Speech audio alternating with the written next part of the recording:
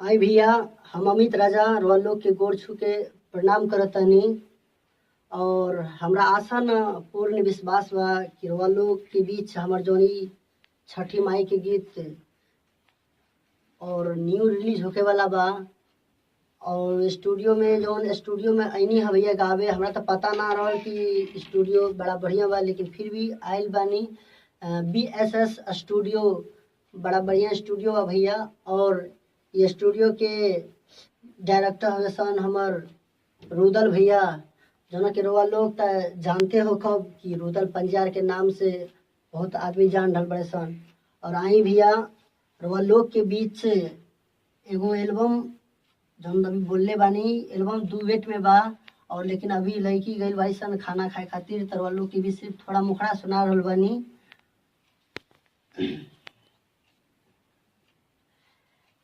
आ गईले छठी परब घटावा सजाई, हमरो के मथी दे दौरा ए माई। आ गईले छठी परब घटावा सजाई, हमरो के मथी दे दौरा ए माई।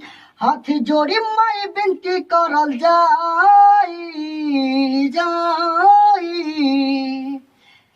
काहे औगिताइल बार बबुआ हो, छठी माई घरे आइल बानी।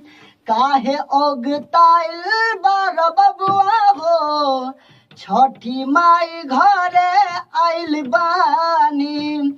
आ गईले छठी परब घटावा सजाई, हमरो के मथी दे दौरा ए माई। हाथी जोड़ी माई बिनती करल जाई। और देखी भैया, एजा जो बोल रहल बानी, एजा हमार जगह नहीं के, एजा लड़की के बा। काहे औगताइल बार बबुआ हो, छठी माई घरे आइल बानी। काहे औगताइल बार बबुआ हो, छठी माई घरे आइल बानी। नमस्कार भैया। और भैया लोग से विनती बा कि ये स्टूडियो जोन बा सहरसा जिला और बटरहा में बा। और चाहे भैया लोग से आई स्टूडियो में बड़ा बढ़िया काम हो रहा बा, जो कि रउआ लोग आइम तो खुशी हो जाइम। और चाहे भैया लोग से एक बार हमारे भैया से भी मुलाकात होके चाहिए। और चाहे भैया से कि एक बार भैया आप इधर आई, अपन 2 लाइन श्रोता के बीच रखी स्टूडियो के बारे में।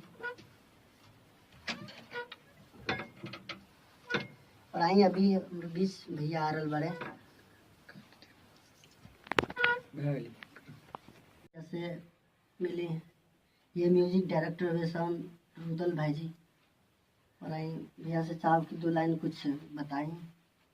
हम रुदल पंजियार आप लोगों को कर जो कर प्रणाम करता हूँ। ये हमारे मित्र हैं अमित राजा जी, बहुत अच्छे गायक हैं। इनको सहरसा नहीं पूरे बिहार में जानते हैं। आज हमारे स्टूडियो में आए हैं गाना रिकॉर्ड करवाने के लिए। बहुत अच्छा गाना गाते हैं।